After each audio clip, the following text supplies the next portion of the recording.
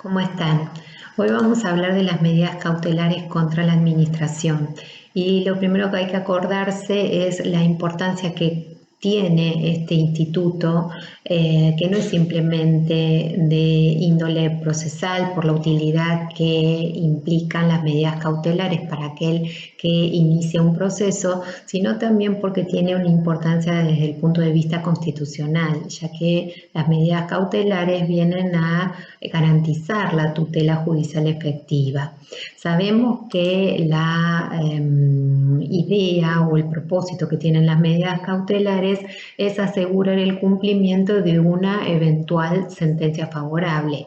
Los procesos judiciales, inclusive los procedimientos impugnativos en sede administrativa, toman mucho tiempo.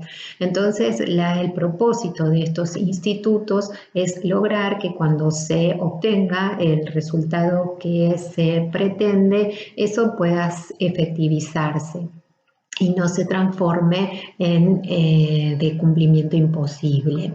Las medidas cautelares que nosotros estamos estudiando no son unas medidas cautelares normales o tradicionales, en el sentido de que se van a articular, se van a pedir para lograr suspender actos estatales, para controvertir actos estatales, que como tales tienen la característica fundamental de que gozan de presunción de legitimidad, que entonces tienen fuerza ejecutoria, que por lo tanto son exigibles, que la administración tiene potestades para hacerlas cumplir. Entonces es necesario tener en cuenta que las medidas cautelares vienen justamente a desafiar estos caracteres y de allí también la necesidad de tener que acreditar ciertos requisitos especiales para que sean concedidas. Los caracteres que tienen las medidas cautelares, los clásicos, son que son accesorias, es decir, que siempre necesitan un proceso principal, una demanda que se va a articular junto con la medida cautelar o después de la medida cautelar. Pero ese proceso principal tiene que existir, justamente porque la medida cautelar viene a asegurar el resultado de ese pleito.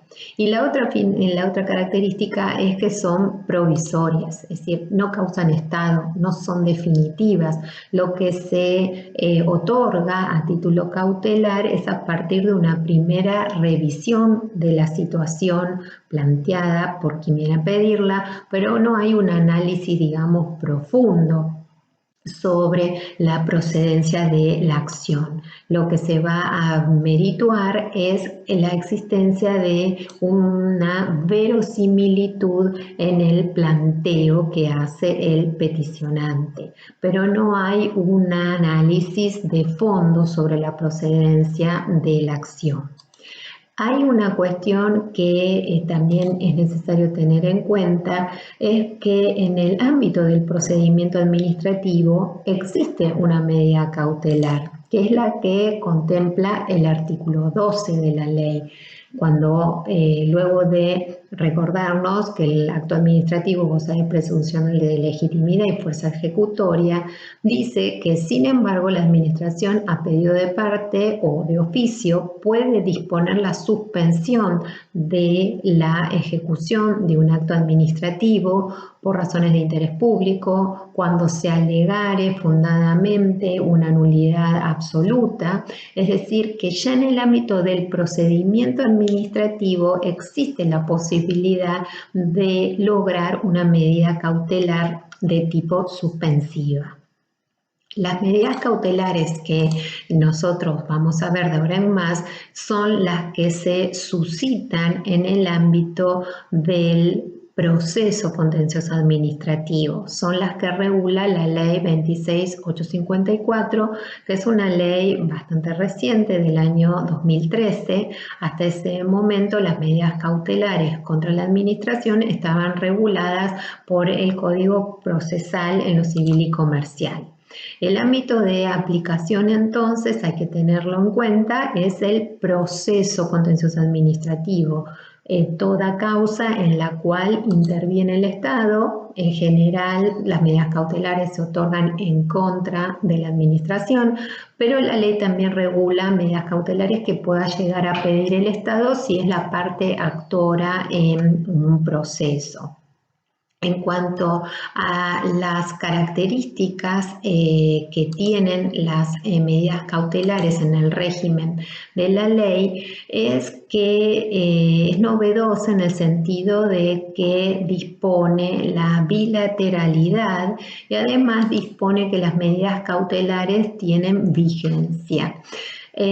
¿Por qué es novedosa la bilateralidad? Bueno, lo tradicional, lo normal en el régimen del Código Procesal Civil Comercial de la Nación es que las medidas cautelares se otorgan inaudita parte, es decir, quien la pide, se la pide al juez, acredita los requisitos ante el juez y el juez decide acordarla o denegarla, sin avisarle, ¿no? Sin que la contraparte, que el demandado, tenga conocimiento de ese pedido. En cambio, la bilateralidad en el régimen de la ley 26854 obliga al juez a informar, a correr traslado al demandado, que es la parte estatal, respecto de ese pedido y le da un plazo que es de 5 o de 3 días según el tipo de proceso para que informe respecto de la situación planteada y si el otorgamiento de esa medida cautelar no puede llegar a comprometer el interés público. Por supuesto que en general la administración lo que hace es negar que existan condiciones tales que justifiquen acordar la medida cautelar. Pero el propósito en definitiva de la bilateralidad es justamente escuchar al demandado antes de acordar la medida. La otra gran novedad de la ley 26854 es que establece vigencia para las medidas cautelares. En el proceso civil y comercial, las medidas cautelares no tienen vigencia. Se pueden dejar sin efecto si cambian las circunstancias o si el demandado así lo pide, pero en el régimen de la ley 26854 obliga al juez a ponerle un plazo de duración a la medida cautelar. Ese plazo de duración no puede ser superior a 6 meses o a 3 meses.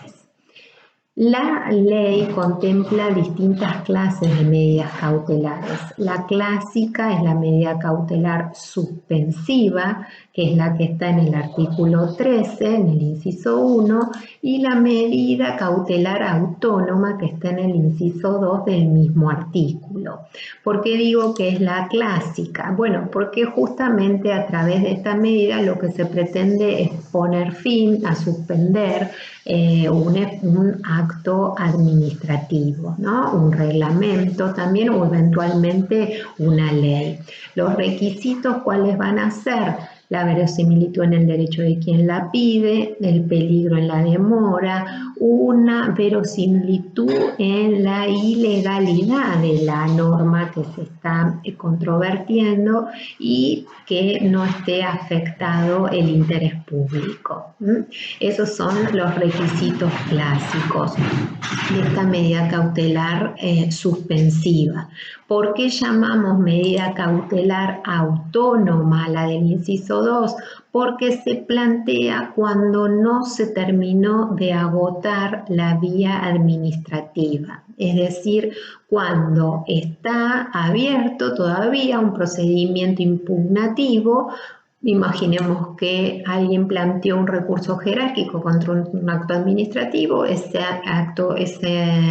recurso todavía no se resolvió, la parte pidió en sede administrativa la suspensión de los efectos del acto, pero la administración no lo concedió o omitió pronunciarse sobre esto, entonces el particular puede ir al juez, puede ir al marco del proceso a pedir la suspensión. Se llama medida cautelar autónoma porque está justamente vinculada a un procedimiento administrativo y no a un proceso judicial porque todavía no se lo ha podido iniciar simplemente porque no se agotó la instancia administrativa anteriormente. Otras medidas cautelares que regula la ley son las medidas cautelares positivas, la medida cautelar de no innovar y las medidas cautelares que son pedidas por el Estado, ¿no? Cuando está en juego la prestación de un servicio público. Las medidas cautelares positivas justamente lo que pretenden es una prestación concreta. Podría ser un tratamiento médico, por ejemplo, o una solución habitacional para una familia que ha perdido, por ejemplo, su casa por un incendio o por algún tipo de tragedia. Bueno, los requisitos nuevamente son análogos a los que comentamos antes. Verosimilitud en el derecho, el deber, la inobservancia de un deber de tipo prestacional, que no haya compromiso con el interés público.